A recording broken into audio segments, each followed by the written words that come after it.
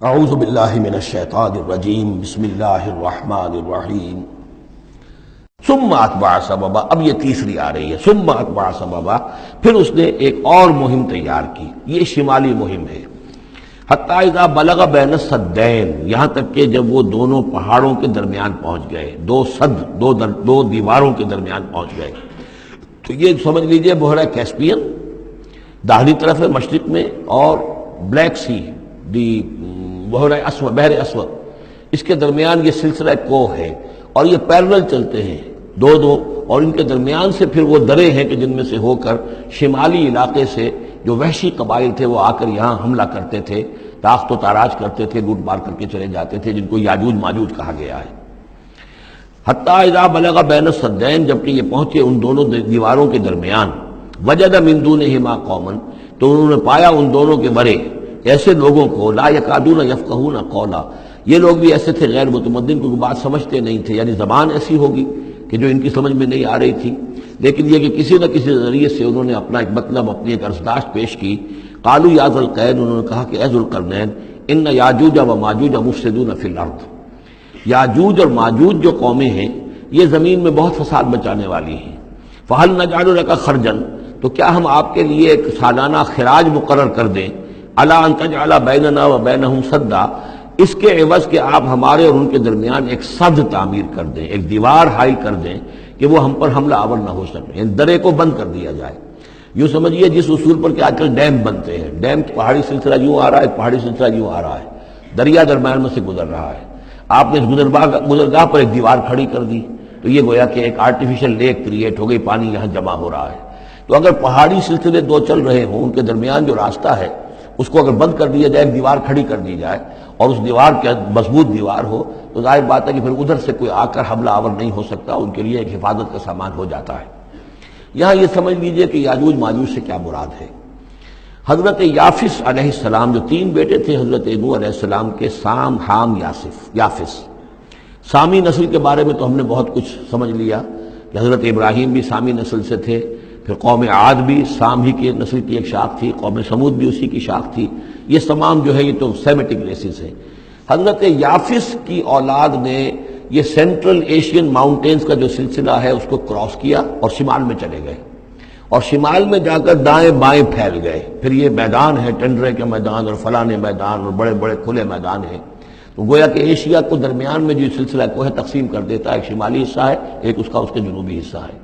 یہ شمالی میں چلے گئے اور جا کر پھر پھیلنے میں وہ مشرق کی طرف آئے تو چین اور ہند چینی تک یہ ساری قومیں جو ہے یہ یلو ریسز، یہ انہی کی نسل سے ہیں. اور مغرب میں چلے تو روس، اور روس سے ہو کر روس کے ساتھ ملتا ہوا علاقہ ہے اسکینڈینیوین کنٹریز کے ساتھ، پھر وہاں سے وہ اتر کر، اور یورپ کے بھی جو یہ مغربی ممالک ہیں، اینگلو سیکسنز جو ہیں، یہ بھی در حقیقت اسی سے اسکینڈینیوین کنٹریز سے اترے ہوئے لوگ ہیں. تو یوں سمجھ لیجئے کہ ویسٹرن یورپ اور ایسٹرن یورپ کا بھی خاص طور پر شمالی علاقہ، اور پورا یہ روس کا علاقہ، اور پورا صحرائے گوبی، اور پورا چین، اور وہاں تک جو ہے ہند چینی تک، یہ یافس کی نسل ہے.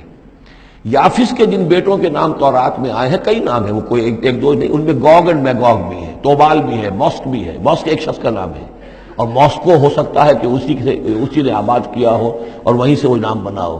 توبال اور بالٹک سی جو ہے اس ایریا کے اندر جو ہے بالٹک سٹیٹس، توبال ان کے ایک بیٹے کا نام تھا. یہ تورات کے اندر نام دیے گئے ہیں. گوگ اینڈ میگوگ، یاجوج ماجوج، یہ بھی انہی کے بیٹوں کے. یہ تمام اقوام جو ہے یہ وحشی ہیں، اور یہ تاخت و تاراج کرنا، لوٹ مار کرنا، یہ ان کا طریقہ ہے، اور ان کا ہے ذکر جو یہاں پر ہو رہا ہے. کہ یہ جو سیلاب آیا تھا، کولونیل سیلاب جو ہم پر آیا تھا، جس میں کہ یہ اینگلو سیکسنز تھے، یہ سب کے سب جو ہیں یہ اسی نارڈک ریسز سے ہیں، یہ بھی یاجوج اور ماجوج کی نسل ہیں. ایک سیلاب ان کا آ چکا ہے جو آیا تھا یورپ کے سے نکل کر، یہ کولونیل سیلاب آیا اور پوری دنیا کے اوپر چھا گیا تھا. ایشیا اور افریقہ کو انہوں نے فتح کیا، کولونائز کیا. اب اگرچہ ان کی وہ بساط ایک دفعہ تو لپیٹ دی گئی ہے، وہ واپس چلے گئے ہیں، انڈائریکٹلی ہم پر حکومت کر رہے ہیں. ابھی ان کے جو ملٹی نیشنلز ہیں ان کے ذریعے سے، یا بینکوں کے ذریعے سے، IMF کے ذریعے سے، ورلڈ بینک کے ذریعے سے انڈائریکٹ حکومت ہے جو نیو ورلڈ آرڈر ہے.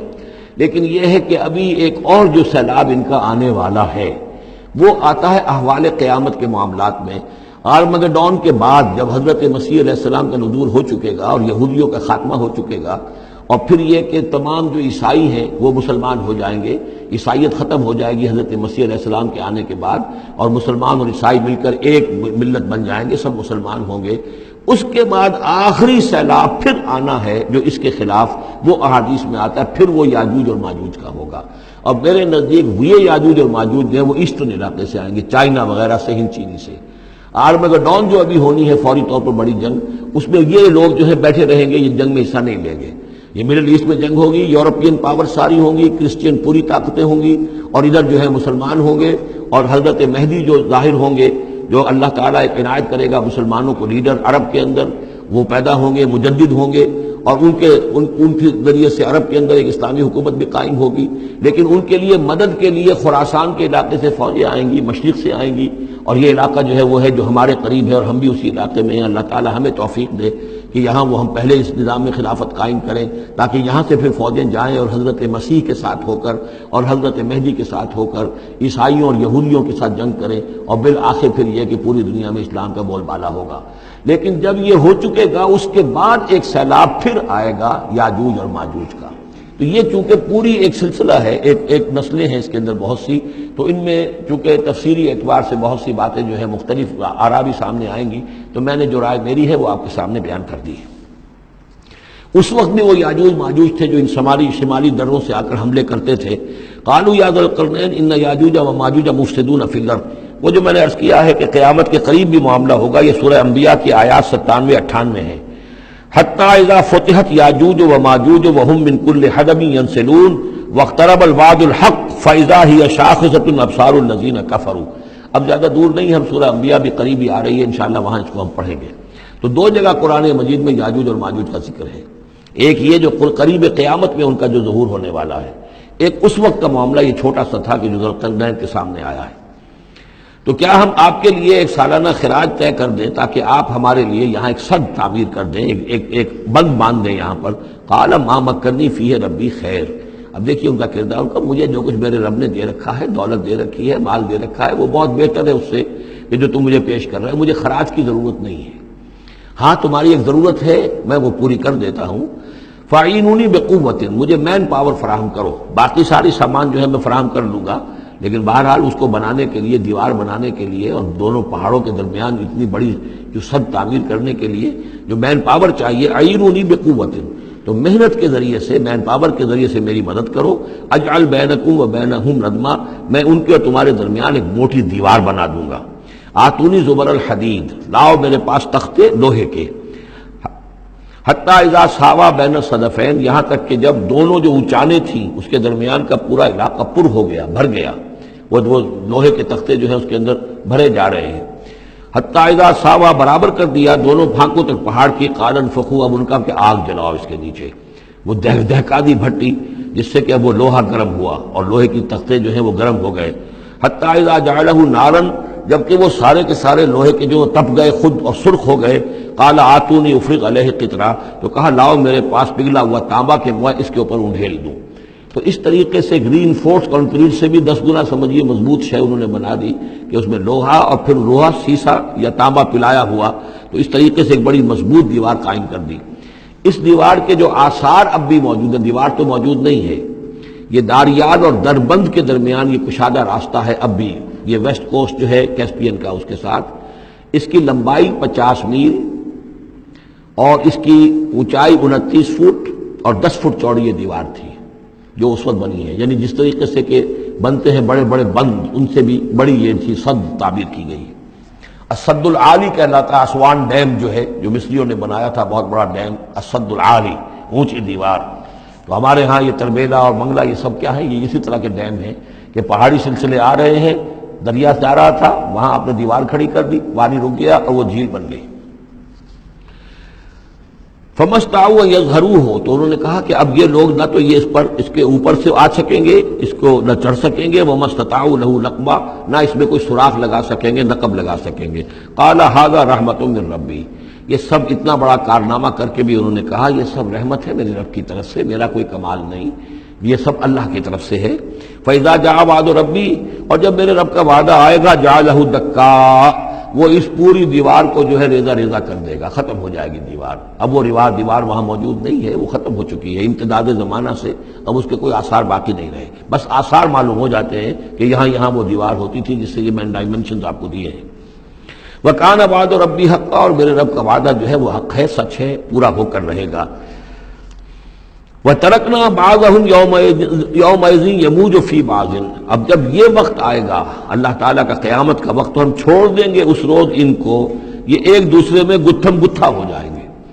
یہ جو کچھ ہونے والا ہے قرب قیامت سے پہلے، جس قسم کے لشکر آنے ہیں اور جیسی جنگیں ہونی ہیں، اور یہ جو یاجوج ماجوج جب آئیں گے تو آتا ہے احادیث کے اندر کہ پورے دریا اور پورے سمندر پی جائیں گے، ہر چیز کھا جائیں گے. اور یہ معلوم ہوتا ہے کہ یہ چینیوں کے ہاں تو خاص طور پر سانپ بچھو جو شے ہو، کتا بلی، ہر شے چٹ کر جاتے، کوئی شے نہیں چھوڑتے. اور میں سمجھتا ہوں کہ شاید آدم خور بھی ہو یہ کہ کسی وقت میں جب ان کو ضرورت پڑے تو آدمی کو بھی کھا جائیں، جو کتے کو، بلی کو، سانپ کو، بچھو کو، ہر چیز کو کھا جاتے. تو ان لوگوں کا معاملہ جو ہے واقعتاً یہ جب ابھی تو ذرا رکے ہوئے ہیں، کنٹینڈ ہے ایک طرح سے، لیکن ایک وقت میں ان کا بند کھلے گا. اور چونکہ پھر یہ جو ہے تمام چاروں طرف ان کے پہاڑ ہیں، ہر پہاڑ کی اونچائی پر سے من کل حدب ینسلون نیچے اترتے ہوئے نظر آئیں گے. اور یہ نقشہ بعین ہی اسی طرح اخبارات میں آیا تھا جب 62 میں وار ہوئی ہے نیفا میں، جو ہندوستان کا مشرقی جو علاقہ تھا جہاں کے چین اور بھارت کی جنگ ہوئی ہے، تو اس کے الفاظ جو اخبارات میں آئے تھے، waves after waves of Chinese soldiers were coming down the slopes, لہروں کی طرح، موجوں کی طرح چلے آئے. ان کے اتنے آدمی ہیں، ان کا تو کہنا یہ ہے کہ تم سب کے سب ہلاک ہو جاؤ گے، ہمیں تم ہلاک نہیں کر سکتے، ہم تو چیونٹیوں کی طرح جو ہے بلوں کے اندر گھس جائیں گے. ایٹمک وارفیئر کے بعد تمہارا تہس نہس ہو جائے گا، ہمارا کچھ نہیں بگڑے گا، ہم پھر نکلیں گے اور پوری دنیا کو فتح کریں گے، وہ یہ کہتے ہیں. اور معلوم ہوتا ہے کہ واقعتاً آخری جو بھی اس دنیا کا اللہ تعالیٰ نے جو بھی ایک نظام سوچا ہوا ہے، اس میں جو قیامت سے پہلے کا سب سے بڑا واقعہ پھر یاجوج و ماجوج کا ظہور ہوگا. وہ لیکن یہ کہ اس کا یہ مطلب نہیں ہے کہ جو پہلے ہوا ہے وہ نہیں ہے، اس سے پہلے بھی یاجوج ماجوج اگر آج سے 2500 سال پہلے کا معاملہ بھی ہے تو آج سے 400 سال پہلے کا بھی ہو سکتا تھا. یہ کسی یعنی ایک پورے یوں سمجھیے نسل کا نام ہے. وَتَرَكْنَا بَعْضَهُمْ يَوْمَئِذٍ يَمُوجُ فِي بَعْضٍ وَنُفِخَ فِي الصُّورِ، اور پھر سور میں پھونکا جائے گا. فَجَمَعْنَاهُمْ جَمْعًا، اور پھر ہم ان سب کو جمع کر لیں گے. وَعَرَضْنَا جَهَنَّمَ يَوْمَئِذٍ لِلْكَافِرِينَ عَرْضًا، اور اس روز ہم جہنم کو سامنے لے آئیں گے کافرین کے سامنے. یہ ہے تمہارا انجام، یہ ہے تمہارے لیے جو ہم نے تیار کیا ہے. الذین کانت اعینہم فی غطاء عن ذکری، وہ لوگ کہ جن کی نگاہیں ہمارے ذکر سے کوری ہو چکی تھیں، پردہ پڑا ہوا تھا ان پر، ہم یاد نہیں تھے، بس دنیا سامنے تھی. مسبب الاسباب کو بھول گئے تھے، اسباب پر سارا بھروسہ تھا. مادی اسباب و وسائل، مادی نعمتیں، مادی مال و اسباب، مادی چیزیں جو ہیں، یہیں کی چمک دمک، یہیں کی رونقیں، یہیں کی شان اور شوکت، اسی کے پیچھے پڑے ہوئے تھے. وَكَانُوا لَا يَسْتَطِيعُونَ سَمْعًا، اور وہ سماعت سے بھی بہرہ مند نہیں رہے تھے، اب سن بھی نہیں سکتے تھے، حیوانوں کا سا سننا سنتے تھے. صدق اللہ العظیم.